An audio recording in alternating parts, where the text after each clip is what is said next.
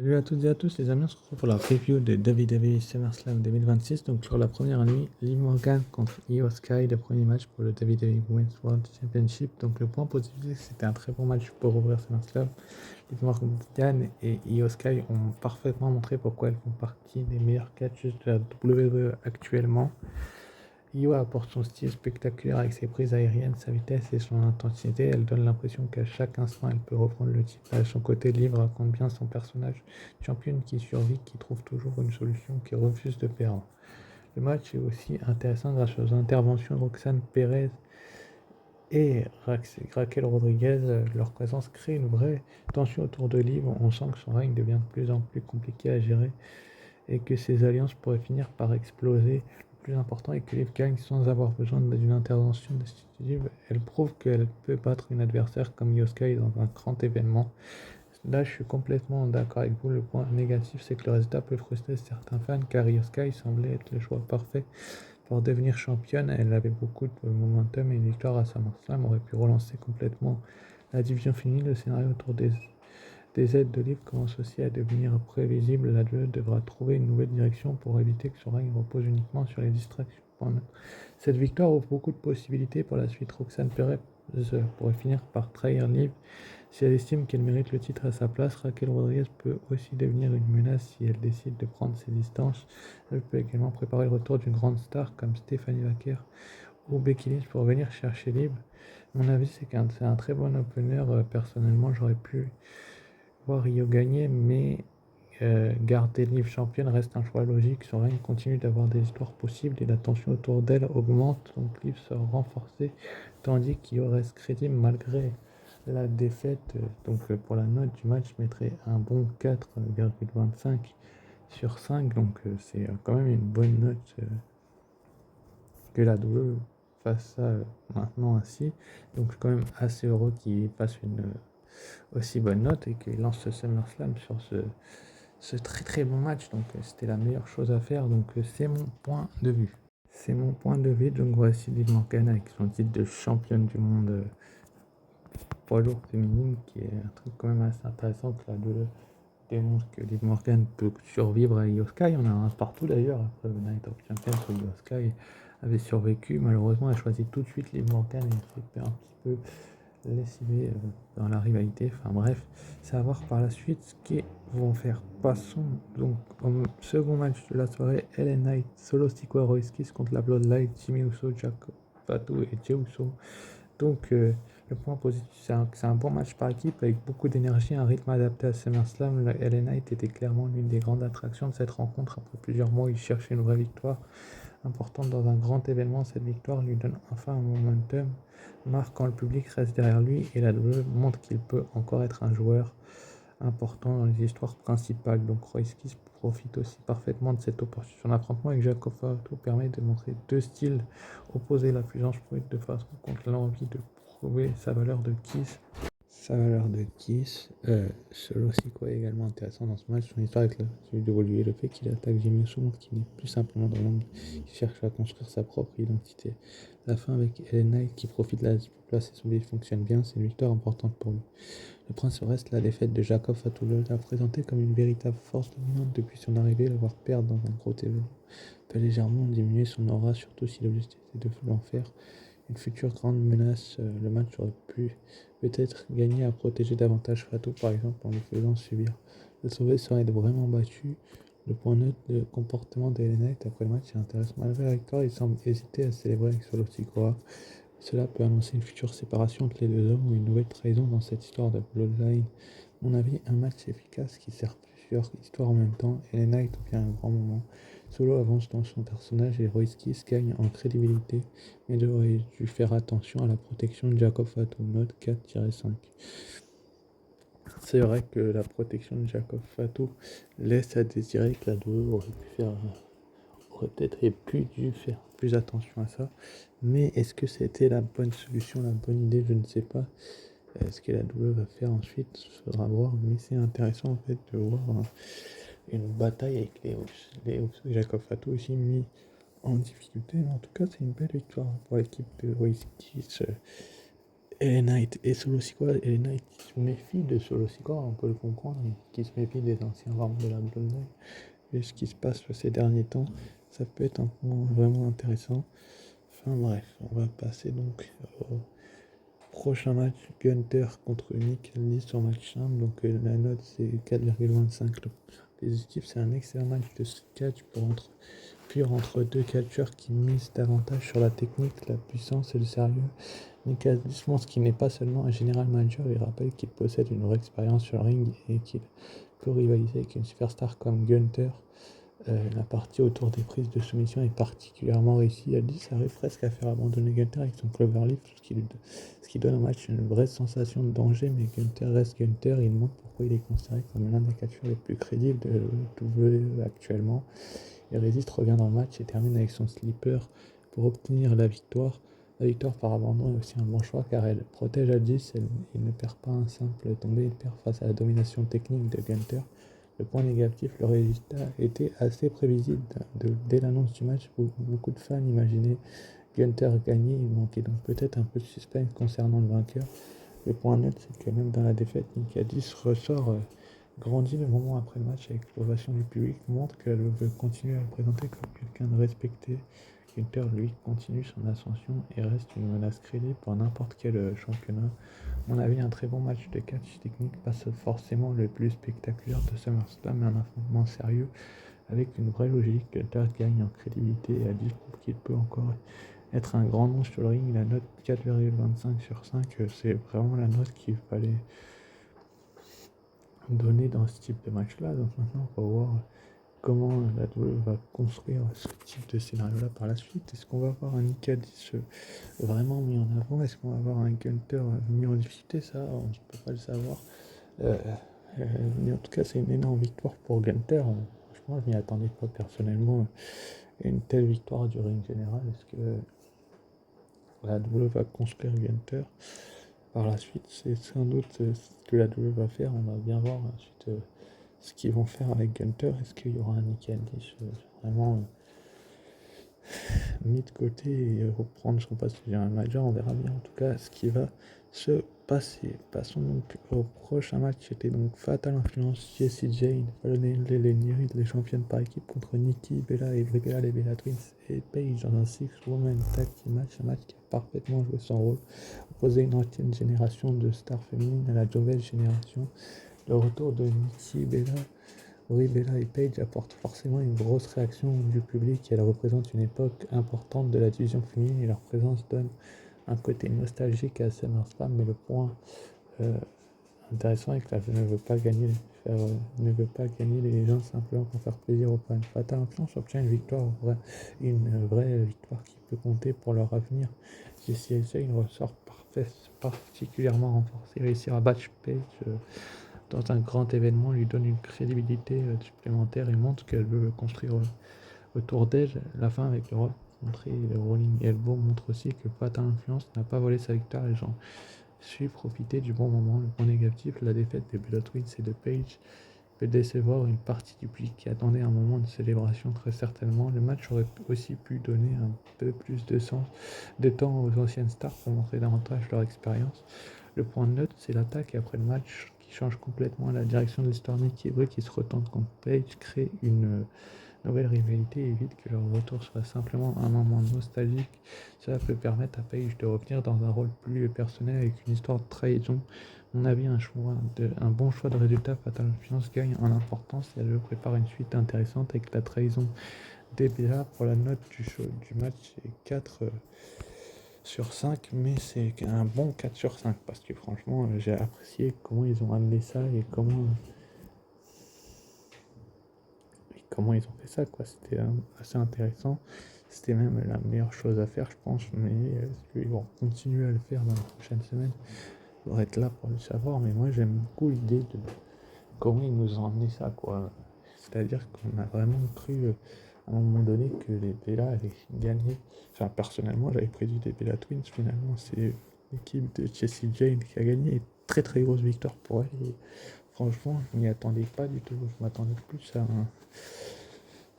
une victoire des légendes, mais bon, c'est Fatal Influence qui a gagné. Elles viennent de devenir championnes par équipe. Maintenant, elles battent les Bella Twins et Paige. Britt est blessé malheureusement, mais c'est intéressant. La trahison après le match est aussi hyper intéressante. Comment Nikki se retourne contre Paige. Comment Nikki se retourne contre Paige, c'est vraiment hyper intéressant. Moi, j'aime beaucoup l'idée de comment elle l'a fait et comment la double l'a amené aussi. Boum, la droite, Rack Attack 2.0, il repart pour une nouvelle histoire avec Paige. Bon, on en a un peu marre des légendes, je ne le cache pas. Mais cette histoire-là, elle peut être intrigante, elle peut être intéressante. Voilà, comme quoi une histoire entre deux légendes peut devenir parfois, par moment, on va dire ça comme ça, intéressante. Mais bon, c'est vraiment un mais bon qui est tiré par les cheveux. Je pense que une fois que Paige aura perdu, ou aura perdu la rivalité, Nikki pardon, aura perdu la rivalité, il va falloir passer à autre chose et il va falloir se tirer les cheveux. Peut-être, peut-être pas, je sais pas, mais en tout cas c'est intéressant comment ils ont mené ça, quoi. Même si pas particulièrement ce que vous voulez dire, bah, c'est intéressant. Enfin bref, on va passer à la suite. Le prochain match, CM Punk contre Cody Rhodes pour le titre indiscutible de la WWE, le match le plus attendu, qui avait le plus d'attente sur cette Night One. CM Punk et Cody Rhodes ont une vraie histoire derrière son match, deux hommes qui veulent être considérés comme le visage de Cody veut récupérer le sommet. Oui, qui reste l'homme principal de la compagnie. Punk, lui, veut montrer que son retour n'était pas seulement un événement nostalgique, mais le début d'un nouveau règne.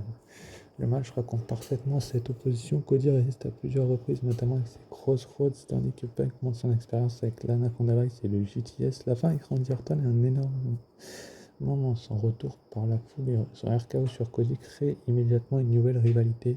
C'est aussi un bon choix de scénario car Punk conserve le titre sans affaiblir Cody. La défaite de Cody n'est pas due à un manque de niveau mais à une trahison inattendue. Le point négatif, c'est que certains fans peuvent regretter que Cody n'ait pas remporté le titre après une telle histoire. L'intervention d'Orton peut aussi diviser car certains auraient préféré une victoire propre de Punk. C'est pas peu. Le point neutre, c'est que cette fin ouvre énormément de possibilités. Si Punk continue son règne, Cody peut avoir une rivalité personnelle avec Randy Orton. Orton revient immédiatement dans une histoire majeure. Le crée plusieurs grandes histoires avec un seul match. Mon avis, c'est qu'un excellent match avec une fin qui change complètement la suite de WWE. Punk reste au sommet et Orton revient comme une menace.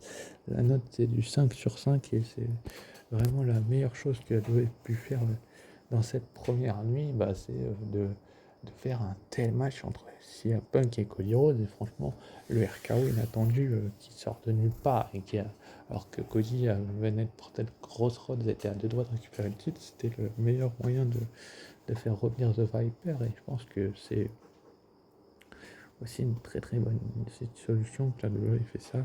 Donc on a donc l'image du RKO de Randy Orton sur Cody Rhodes. Donc là on reprend l'intrigue de WrestleMania. Orton s'est absenté pendant un sacré bout de temps, mais il est bel et bien de retour. Il est de retour pour gâcher les opportunités de Cody Rhodes, on va dire ça comme ça, parce que c'est un petit peu ce qui s'est passé. Mais est-ce qu'il va les gâcher tout le temps, tout le temps, tout le temps ou pas? Ça serait une autre histoire à faire valoir d'ici les prochains mois, les prochaines semaines. Mais bon, on va bien voir ce qui va se passer, comment ça va se dérouler. Et j'ai vraiment l'impression que ça va être une guerre entre les deux. Orton, lui, il a vraiment envie de gâcher, pourrir la vie de Cody Rhodes. Alors désolé pour la guerre SmackDown que je n'ai pas faite, elle n'aura pas lieu, car la dernière SmackDown n'est pas si officielle que ça. Juste Lash Legend s'est qualifié face à Julia dans un squash match qui m'a un petit peu frustré, donc ça m'a gâché l'envie de la faire. Mais il n'y a pas que ça, enfin bref. Passons à la suite, le main, donc CM Punk qui conserve le titre, bien évidemment, comme je vous le disais. Donc voici l'image de CM Punk avec son titre indisputé. Quelle suite pour lui, vous allez le découvrir dès la nuit numéro 2, carrière vers match aspirant numéro 1. Mais passons donc au main event, le LNSL. Une boulette, je ne citerai pas son nom, représente le passé, une légende qui a dominé pendant plus de 20 ans et qui a affronté les plus grands noms de la WWE. Face à lui, Oba Femi qui représente l'avenir, le croit énormément en lui et ce match devrait répondre à une question: est-il vraiment prêt pour le niveau principal? La réponse est oui. Le match utilise parfaitement le LNSL. Brock, je ne citerai pas son nom, puis Yarimi détruit Oba avec ses German Suplex et ses F5 montrant qu'il reste une machine, pardon. Mais le fait qu'Oba se relève encore et encore construit son personnage de monstre, la victoire d'Oba après avoir résisté aux attaques de, je citerai pas son nom, est un moment énorme. Il ne bat pas seulement un ancien champion, il bat une légende. Le moment après le match où je ne citerai pas son nom qui lui serre la main et dit qu'Oba est le futur est très important. C'est une validation venant d'une des plus grandes stars de l'histoire. Donc le point neutre, négatif, c'est le seul petit défaut et que certains fans auraient peut-être voulu voir. Je ne citerai pas son nom, encore plus dominant avant la défaite, mais le point neutre, c'est que la défaite ne détruit absolument pas, je ne citerai pas son nom, au contraire, elle sert à transmettre officiellement le flambeau. Bafemi gagne une crédibilité qui aurait été difficile d'obtenir autrement. Donc mon avis, c'est qu'un énorme moment de carrière pour Bafemi vient officiellement d'annoncer son arrivée au sommet, note 5 sur 5, note globale de cette Night One, donc 4,75, une excellente première soirée avec la montée de Bafemi, le retour choc de Randy Orton, un grand match Punk Rose, des nouvelles histoires lancées pour la suite. Quels résultats peuvent diser, mais en termes de moments importants, cette nuit 1 réussit parfaitement son objectif, donc c'est quand même assez intéressant de voir comment ils nous ont mené ça, mais maintenant on va voir ce qui va se passer par la suite, quoi, s'ils vont nous mener à autre chose. Passons à la nuit 2. Et le premier match du N2 devait être Sami Zayn contre Finn Balor pour être inspirant dans un WWE Championship, mais Kevin Owens et Gunther ont été rajoutés, donc 4,5 sur 5 pour ce match. Le point positif impossible de rêver meilleur début de show là surprendre tout le monde avec le retour de Kevin Owens ajouté au dernier moment par Nick 10. C'est le genre de surprise qui fait immédiatement monter l'ambiance dans l'arène et qui change complètement le scénario du match. Chaque participant a quelque chose de différent. Gunther joue le rôle du monstre capable d'éliminer n'importe qui avec puissance. Il a été ajouté lui aussi, d'ailleurs Finn Balor mis sur son expérience. Sami Zayn représente le cœur et la détermination, tandis que Kevin Owens revient avec une intensité incroyable après plusieurs semaines d'absence. L'histoire entre Owens et Sami est clairement le point fort. Leur accolade avant de se frapper rappelle immédiatement leur passé, comment on sent qu'ils se respectent toujours, mais qu'aucun des deux n'est prêt à laisser passer une opportunité de devenir aspirant au titre de CM Punk. La fin est bien construite. Owens enchaîne les stunners sur Gunther et Finn avant de contrer Sami pour décrocher la victoire. Dès son retour, il retrouve une place importante dans le roster. Le point négatif, le seul regret est que Gunther et Finn Balor auraient eux aussi étaient des vainqueurs crédibles avec quelques minutes supplémentaires. Chacun aurait pu avoir encore plus de temps pour briller. Le point neutre, cette victoire ouvre immédiatement une rivalité très intéressante entre KO, Kevin Owens et CM Punk. De son côté, Sami Zayn pourrait ne pas accepter cette défaite face à son ancien meilleur ami, ce qui laisse la porte ouverte à une nouvelle histoire. À mon avis, un excellent opener avec une vraie surprise et un retour parfaitement réussi pour Kevin Owens nous lance immédiatement une nouvelle rivalité majeure. Donc pour la note, c'est 4,5 sur 5. Comme je vous l'ai dit, et franchement, je suis hyper content de revoir un catcheur comme Kevin Owens, bourré de potentiel et qui a vraiment besoin d'être mis en valeur à ce point-là. Franchement, je suis content. J'espère que la WWE l'est autant que moi. Donc, c'est à voir maintenant comment la WWE va faire en sorte que les rivalités soient construites. Moi, je suis content, c'était intéressant. On a le retour d'Orton en nuit 1, on a le retour de Kevin Owens en nuit 2. On ne peut pas être mieux servi, en fait. On a deux rivalités intéressantes du côté de SmackDown, Orton Cody et Owens. Owens Punk, ça va prendre de la place, mais c'est hyper intéressant de voir Kevin Owens revenir et gagner tout de suite, même si, bon, avec sa blessure, le match n'a pas pu durer trop longtemps. Et on peut le comprendre, ça aussi. Malheureusement, c'est dû à sa blessure et peut-être que c'est mieux ainsi. Je sais pas comment vous expliquer ça et peut-être qu'ils auraient mieux fait de pas faire gagner Kevin Owens. Enfin, bref, de faire durer le match et de pas le faire gagner. Enfin bref, passons à la suite. Baron Corbin contre Rick Williams pour le titre des États-Unis. Corbin est aussi revenu. Donc le point positif, c'est que la lutte continue de relancer Baron Corbin. Depuis son retour, cette victoire montre qu'elle croit encore en lui. Son personnage est beaucoup plus sérieux et plus dangereux qu'à la fin de son précédent passage. Rick Williams confirme une nouvelle fois son charisme. Même dans la défaite, il conserve une vraie présence de champion et montre qu'il peut porter un match important. Son association avec Lily Yati apporte également une ambiance différente. Le finish protège aussi Trick. Corbin profite de la distraction et utilise le titre pour prendre l'avantage. Avant son End of Day, il gagne en heel, ce qui correspond parfaitement à son personnage. Le point négatif, c'est que le match manque peut-être d'un grand moment marquant. La victoire de Corbin repose encore sur une intervention et une tricherie, ce qui réduit légèrement l'impact de son sac. On aurait aussi aimé voir Trick profiter davantage de son règne avant de perdre le championnat. Le point note, c'est que maintenant que Corbin est champion, plus important sera la suite. Il devra rapidement défendre son titre face à plusieurs challengers pour montrer que cette victoire n'était pas un simple coup de chance. Trick Williams peut également revenir dans la course au titre avec une revanche. C'est vrai qu'une victoire surprenante mais logique pour installer Baron Corbin comme un heel important. La suite sera déterminante pour la suite, c'est que c'est une note de 3,75 sur 5. C'est peut-être que la WWE est un peu pareil et pourrait faire beaucoup mieux. Ils ont peut-être un petit peu gâché l'opportunité de construire Corbin, quoi. Enfin, personnellement, je l'aurais pas construit ainsi, si vous voyez ce que je veux dire. Il y a peut-être mieux à faire, il y a peut-être moins bien à faire. Enfin, on ne sait pas en fait comment ils font ça et comment ils font pas ça. Enfin bref, vous m'avez compris. Très belle victoire de Trick Williams, donc de Baron Corbin, pardon, donc, pour récupérer ce titre des États-Unis. Et c'est le prochain match qui va devenir vraiment intéressant. Donc le ladder match pour le titre féminin intérim par intérim, mais je vais y venir juste après. En tout cas, je suis quand même content que Corbin ait gagné, même s'il y a une partie de moi qui est frustré. Peut-être que le Trick Williams visera plus haut un petit peu plus tard. Peut-être qu'ils vont devoir le reconstruire et que ça va être beaucoup plus intéressant. Donc savoir, c'est une très belle victoire en tout cas pour Baron Corbin. Enfin bref, on va pouvoir passer à la suite très bientôt. Je vous laisse quand même profiter de cette image où Baron Corbin célèbre avec le titre des États-Unis et c'est une des meilleures choses à faire. Donc à voir par la suite. Donc maintenant on passe au ladder match pour le titre WWE Women's Championship par intérim.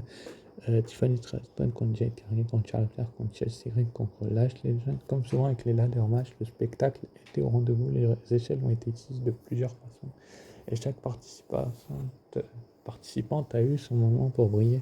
Tiffany Stratton confirme qu'elle reste l'une des futures têtes d'affiche de la Jade Cargill, impressionnante toujours par sa puissance. Charlotte Flair montre son expérience dans ce type de match et Lashley Legend continue de progresser. Le plus gros coup de terrestre reste évidemment Chelsea Green. Personne ne la voyait forcément repartir avec le championnat et c'est justement ce qui rend la fin intéressante alors que tout le monde se concentre sur Charlotte, Jade ou Tiffany. Chelsea profite du chaos pour décrocher le titre. Cette victoire correspond parfaitement à son personnage opportuniste, rusé et capable de gagner au meilleur moment. Point négatif, malheureusement certaines participantes comme Lashley Legend ont eu moins de temps pour vraiment s'exprimer. Le fait qu'il s'agisse d'un championnat intérimaire enlève aussi un peu d'importance au résultat puisque la véritable championne reviendra forcément un jour, donc Rhea Ripley. Maintenant le point note, c'est que Chelsea Green va maintenant devoir prouver qu'elle mérite ce titre. Tiffany Stratton, Jade Cargill et Charlotte Flair restent des prétendantes naturelles et la division féminine possède désormais plusieurs rivalités possibles autour de ce titre. Un très bon ladder match avec beaucoup d'actions et une surprise qui fonctionne. Chelsea Green qui apporte un vent de fraîcheur au championnat. Et ça, je suis complètement d'accord que le vent de fraîcheur au championnat pour Chelsea Green, c'était peut-être la meilleure chose à faire du côté de la WWE. Est-ce que Rhea Ripley va revenir tout de suite? Ça, on ne sait pas trop. Quand il y aura la confrontation avec Chelsea Green, mais il va falloir qu'elle prouve qu'elle mérite ce titre, qu'elle n'a pas eu un coup de chance, quoi, un petit peu comme Baron Corbin, et que tout simplement euh, euh, elle peut faire mieux des fois aussi, et ce que ça peut être intéressant du côté de la 2 de faire ce type de match-là, et c'est peut-être la meilleure solution qu'ils ont trouvée, c'est de donner le titre à Chelsea Green, parce que moi je la voyais pas du tout gagner. J'avais pronostiqué Jade Cargill dans ce match-là, et c'est un petit peu saboté avec Charlotte Flair. Et je suis content que ce soit le cas, parce que finalement, je suis surpris du résultat, et c'était peut-être la meilleure chose à faire que de me surprendre du côté de la WWE. Et il avait gardé ça dans son chapeau Triple H. Et franchement, bravo à elle, en tout cas, très belle victoire et très belle championne. Maintenant, à voir par la suite qui va la défier tout de suite. Mais voilà, quoi, on m'aurait compris, je suis quand même heureux pour elle, même si j'aurais préféré une autre championne. Une Lâche Légende aussi aurait été peut-être mieux que Bifa Belichick. Enfin bref, On va passer au prochain match et bravo à elle. Donc Danhausen contre Dominique Mysterio, Human Money on a pole match. Donc match pour de l'argent. Ce match était clairement le moment le plus décalé de la soirée. Je n'ai pas cherché à proposer un classique de catch, mais plutôt un segment divertissant entre deux personnages complètement opposés. Dominique Mysterio continue d'être l'un des meilleurs heels de son entrée pro. Le public joue parfaitement son rôle. En face, Danhausen apporte son univers complètement loufoque avec ses malédictions et son humour, ce qui crée un contraste amusant. Les interventions de JD Man avec des mini-OCM, plus de Joey ajoute du rythme au match. Le final avec la malédiction de Dan Hosset et l'explosion qui fait tomber Dominique est totalement assumé et correspond parfaitement au personnage. Le point négatif, c'est que le concept du Human Money pour le match ne plaira pas à tout le monde. Ceux qui préfèrent les matchs plus sérieux risquent de trouver cette rencontre un peu trop fantaisiste. Dominique avait également besoin d'une victoire importante après les récents changements autour du Judgment Day. Cette défaite ne l'aide pas vraiment à reprendre de l'élan.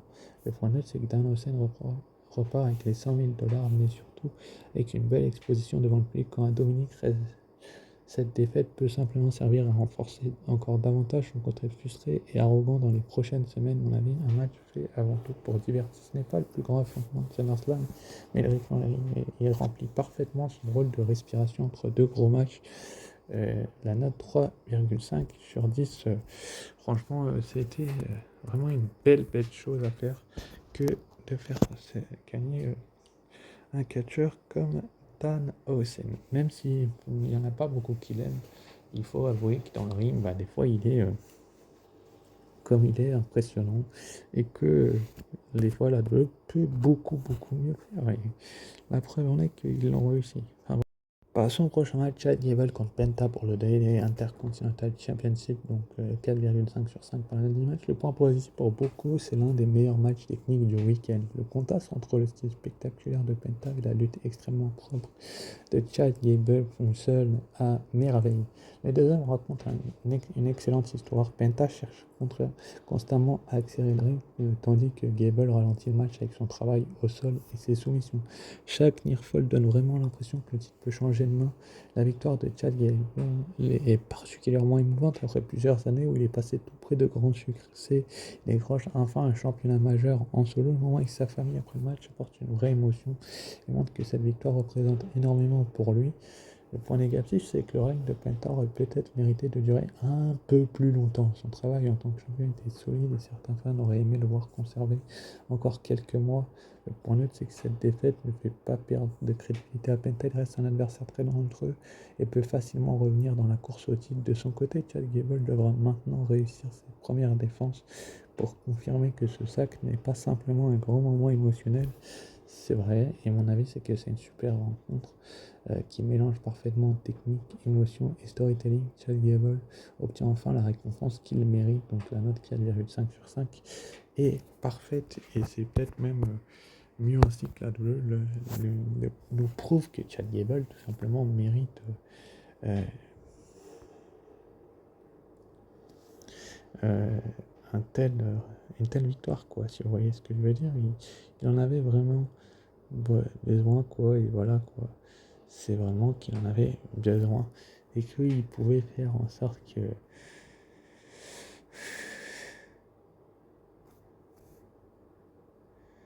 euh, qu'il pouvait aller plus loin dans un tel type de match, si vous voyez ce que je veux dire. C'était vraiment excellent. Enfin bref, on va bientôt passer au main event de cette deuxième nuit. Et c'était un sacré main event. Mais avant cela, voici la célébration de Chad Gable. Et c'était peut-être la meilleure célébration qu'on a eue du week-end. Hein, parce que franchement, il était à domicile, il avait tout pour lui. Enfin bref, on passe dans un instant au main event, le World Heavyweight Championship match entre Roman Reigns et Seth Rollins. C'était le véritable main event que cette rivalité méritait. Et Roman Reigns et Seth Rollins ne se battaient pas seulement pour un championnat mondial, mais aussi pour mettre un point final à plus de 10 ans d'histoire commune, depuis le début du Sud jusqu'à aujourd'hui. Le match prend son temps et raconte une vraie histoire. Les deux hommes connaissent parfaitement le moment de l'autre et cherchent constamment à anticiper la moindre attaque. Les nombreux faux finishers maintiennent le suspense jusqu'au bout et aucun des deux ne semble prêt à abandonner. La référence à leur passé sont nombreuses sans être exagérées, l'utilité de nombreuses. Les échanges verbaux, les spires, les stomps et les moments où chacun refuse de rester au sol donnent l'impression que les deux veulent prouver définitivement qui est le numéro 1. J'ai apprécié la séquence avec Lachelle Rollins hésite à frapper Roman, puis Roman refuse lui aussi de gagner de cette manière. Cela montre que malgré toute leur haine, ils voulaient une victoire propre uniquement grâce à leur capacité. Euh, la fin excellente, Roman enchaîne les tirs pour enfin venir à bout de 7 avant que les deux hommes referment symboliquement le chapitre du film. Avec leur dernier salut, c'est une conclusion simple mais très forte. Émotionnellement, le point négatif, c'est le seul petit arrive que certains fans auraient sûrement aimé voir une intervention ou un énorme adversaire préféré compter un match très classique basé sur le storytelling plutôt que sur les surprise et le point d'orgue, c'est que Roman reste champion et confirme qu'il est toujours le vrai visage principal de Seth Rollins perd, mais reste encore plus crédible que jamais grâce à sa performance. Cette défaite ne le fait absolument pas reculer dans la hiérarchie. Mon avis, pour moi, c'est tout simplement le meilleur match de SummerSlam 2026. Il mélange parfaitement storytelling, intensité, émotion et qualité dans le ring. Une très belle conclusion à l'histoire entre Roman Reigns et Seth Rollins. Qui est vraiment très très bien faite. Moi j'aime comment ils ont conclu cette deuxième nuit, donc on va bien voir comment ils ont fait ça. Mais franchement j'ai apprécié la note du global pour cette deuxième nuit, c'est 4,85 sur 5. La retour surprise de Kevin Owens parfaitement utilisé, chaque dans son grand moment et devenant champion intercontinental. La Night 2 est selon moi la meilleure des deux soirées, elle mélange parfaitement les émotions, les changements de titre et un excellent storytelling, le retour qui est le sac de Chuck, la conclusion de la rivalité entre Roman Reigns, c'est une vraie impression de grand événement. Mais c'est vrai que je reste perspicace à voir la suite. Les pensées, c'est que Baron Corbin, champion, peut utiliser les fans. Danielson vs Dominic reste davantage un moment de divertissement qu'un grand affrontement. Et certains matchs auraient mérité 5 à 10 minutes de plus. Mais à part ça, je suis quand même heureux que du OTC reste votre champion du monde poids lourd. Maintenant, que se passera-t-il à Raw ce soir, enfin dans quelques minutes, là, on verra bien. Mais en tout cas, je suis heureux. N'hésitez pas à liker, commenter, partager et vous abonner si ce n'est pas déjà fait. Sur ça, je vous dis ciao, bye et à très vite pour une nouvelle vidéo. Et n'oubliez pas d'être fier d'être fan de catch. Ciao, bye.